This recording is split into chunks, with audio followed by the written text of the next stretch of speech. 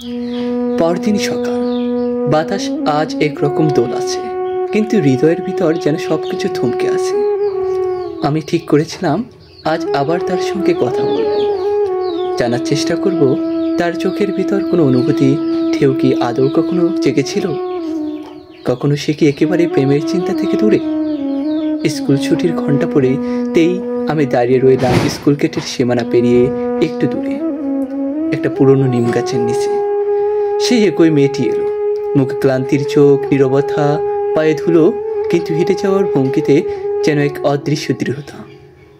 আমি এগিয়ে গেলাম, নরম কণ্ঠে বললাম, একটা কথা বলবো। সে থেমে তাকালো, চোখে কৌতূহল, আবার একটু অবিশ্বাসও।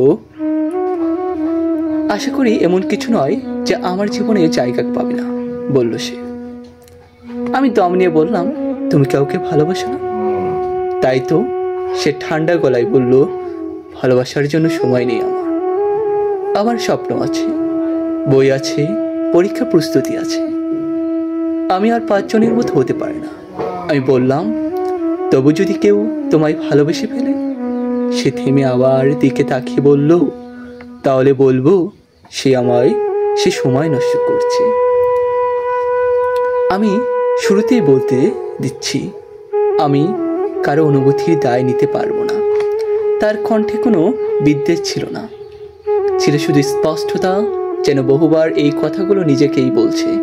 আমি শুধু একজন অপরিচিতার সামনে তা উচ্চারণ করলাম। সে চলে যেতে যেতে শুধু বলল, আমার সাথে কথা বলাটা একরকম ভুল ছিল, আর যেন এমনটা না হয়। আমি দাঁড়িয়ে রইলাম, মুখে কিছুটা ছিল না বলার মতো।